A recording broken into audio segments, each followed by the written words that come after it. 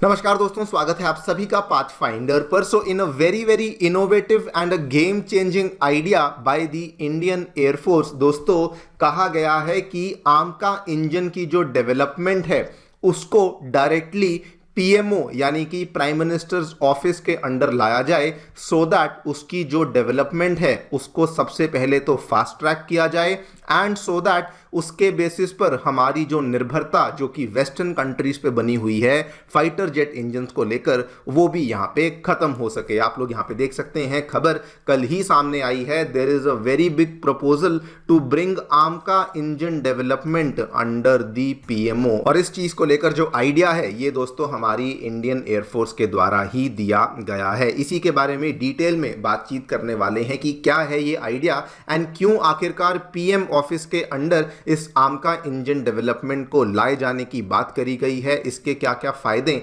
हमें होने वाले हैं, इन्हीं सब चीज़ों के बारे में चर्चा करी जाएगी। आइए शुरू करते हैं मेरे साथ। मेरा नाम है अनिरुद्ध। यदि आप लोग हमें फॉलो करना चाहते हैं, हमारे लेक्चर्स के अपडेट्स को प्राप्त करना चाहते हैं, तो यहाँ पर दिए गए टेलीग्राम चैनल्स के माध्यम से ऐसा कर सकते हैं। दोस्तों आगे बढ़ने से पहले आप सभी को बताना चाहूँगा कि आपकी यूपीएससी परीक्षा की तैयारी को आसान और अफोर्डेबल बनाने के लिए अनअकैडमी के द्वारा जितने भी यूपीएससी के साथ जुड़े रिसोर्सेज हैं वो सभी अब निःशुल्क अवेलेबल करवा दिए हैं, जिसमें कि monthly current affairs magazines, previous year के क्वेश्चंस, और अगर आप एक बिगिनर हैं तो एनसीईआरटी नोट्स की समरीज, और अगर आप इस साल के प्रीलिम्स में अपीयर कर रहे हैं तो प्रीलिम्स के फ्री मॉक टेस्ट। इन सभी चीज़ों के जो लिंक्स हैं वो आपको नीचे डिस्क्रिप्शन बॉक्स में उपलब्ध करवाए गए हैं। फिर भी कोई डाउट है, कोई भी आपको क्वेरी है, तो आप लोग दोस्तों नीचे दिए गए फ़ोन नंबर पर फ़ोन कर सकते हैं एंड हमारी काउंसलिंग टीम आपको वहां पर भी असिस्टेंस प्रोवाइड करवा देगी। All right, so directly coming to the news, क्या देखने को मिला है। एक दोस्तों बहुत ही नया, बहुत ही इनोवेटिव सा प्रस्ताव रखा गया है कि आमका फाइटर जेट की इंजन की जो डेवलपमेंट है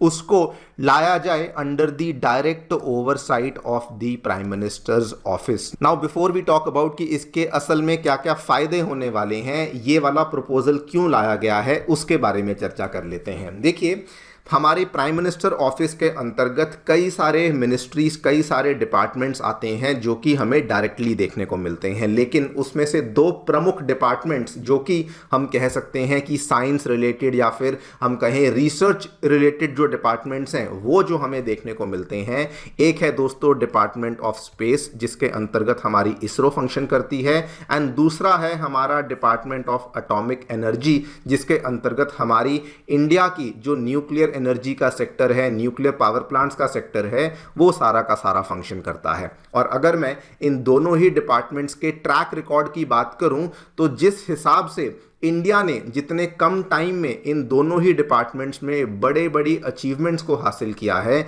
वो वाकई में नोटवर्दी है। अगर मैं डिपार्टमेंट ऑफ स्पेस की बात करूं तो दोस्तों आपके सामने है चंद्रयान 3 की सक्सेस स्टोरी जो इसरो ने करके दिखाया है। वो दुनिया में we became the first country to do so, and यहां पर आप देखिए चंद्रयान 2 सक्सेसफुल नहीं हुआ था completely, with in very less time frame हमने चंद्रयान 3 को अनाउंस किया और उसको सक्सेसफुली मून की जो साउथ पोल थी वहां पे लैंड भी करवाया। और आज इसरो अपने सक्सेस पे इतना ज़्यादा कैपिटलाइज कर रहा है कि चंद्रयान 4 मिशन भी अप्रूव हो चुका है, और तो और दोस्तों पिछले हफ्ते चंद्रयान 5 मिशन को भी अप्रूवल दे दिया गया है। तो आप लोग अंदाज़ा लगा सकते हैं कि हमारा जो डिपार्टमेंट ऑफ स्पेस है वो कितने ज़्यादा फास्ट पेस पे काम करता है। और ये तो मैंने केवल आपको एक छोटी सी झलक दिखाई है। अगर आप बात करें फिर भले हमारा मंगलयान मिशन हो, वहाँ पर भी इसरो एक बहुत ही एलीट लिस्ट ऑफ कंट्रीज़ में शामिल हुआ था, उसके बाद आदित्य मिशन हो, उसके बाद एस्ट्रोसैट मिशन हो,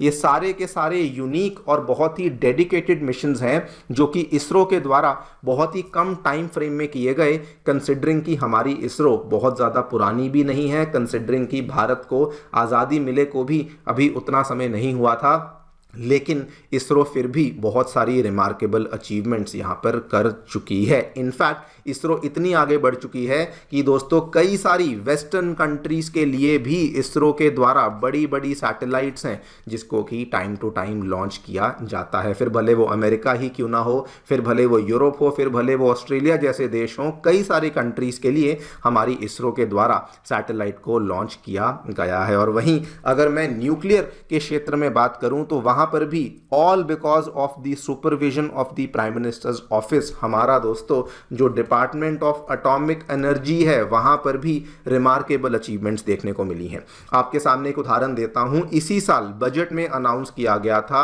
स्मॉल मॉड्यूलर रिएक्टर्स को बनाया जाएगा फॉर न्यूक्लियर पावर प्लांट्स, और दोस्तों ये फरवरी में अनाउंस किया गया। पिछले हफ्ते इसको लेकर बताया गया कि इसकी जो डिजाइन स्टेज है ये ऑलरेडी कंप्लीट हो चुकी है। मात्र 1.5 महीने के अंदर अंदर 20,000 करोड़ का आवंटन किया गया और उसके बाद यह भी घोषित कर दिया गया कि डिजाइन स्टेज तो जी पूरी हो चुकी है। उसके बाद अगर मैं हमारे न्यूक्लियर एनर्जी प्रोग्राम की बात करूं, उसमें स्टेज 1 जो हम लोग कर रहे हैं वो तो हमारी पूरी हो ही चुकी है। अब दोस्तों इंडिया स्टेज 2 में भी एंट्री ले चुका है, जिसमें कि पूरे विश्व में केवल 2 ही कंट्रीज हैं, एक रशिया है और उधर इंडिया है, जो कि इस बहुत ही चैलेंजिंग स्टेज 2 में एंट्री जिसने ली है। यहां पर आप देखिए बहुत सारी कंट्रीज हैं जो कि अभी केवल कोशिश ही कर रही हैं, लेकिन इंडिया ऑलरेडी न्यूक्लियर प्रोग्राम के स्टेज 2 में भी एंट्री ले चुका है। नाउ ये दोनों कहानियां जो मैंने आपको बताई हैं ये इसीलिए बताई हैं बिकॉज दोस्तों इन दोनों ही डिपार्टमेंट्स को अगर आप देखें तो पीएमओ के द्वारा सुपरविजन किया जाता है, पीएमओ के द्वारा गाइडेंस की जाती है, पीएमओ के द्वारा मेक श्योर किया जाता है कि इंटर एजेंसी कोऑर्डिनेशन हो सके, और पीएमओ के द्वारा ही मेक श्योर किया जाता है कि कोई भी ब्यूरोक्रेटिक जो रेड टेप है वो यहां पे ना देखने को मिले। इसी का परिणाम है कि इन दोनों डिपार्टमेंट्स में हमने ऐसी ऐसी अचीवमेंट्स को किया है जहां पर इसरो ना केवल एलीट लिस्ट में एंट्री किया है, न्यूक्लियर एनर्जी में ना केवल हम लोग एलीट लिस्ट में एंट्री किए हैं, बल्कि हम लोग कुछ कुछ ऐसी चीजें भी कर चुके हैं जिसमें कि इंडिया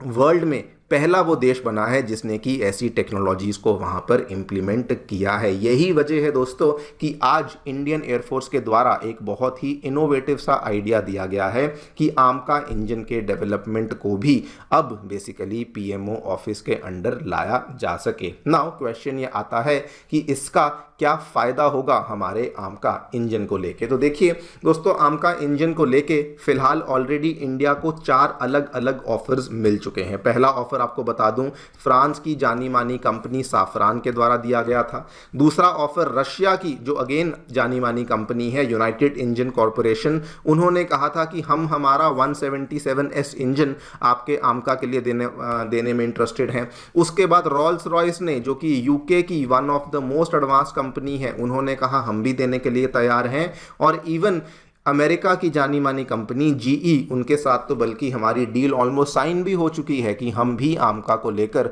एक तरीके से इंजन देने के लिए तैयार हैं। 110 किलो न्यूटन, 120 किलो न्यूटन, जो भी आपको चाहिए वो सब कुछ हम लोग आपको देने के लिए तैयार हैं। लेकिन अनफॉर्चुनेटली इवन दो हमारे पास 4 ऑफर्स आ चुके हैं, लेकिन अभी तक हमने किसी भी ऑफर को फाइनलाइज नहीं किया है। इसमें जो पूरा का पूरा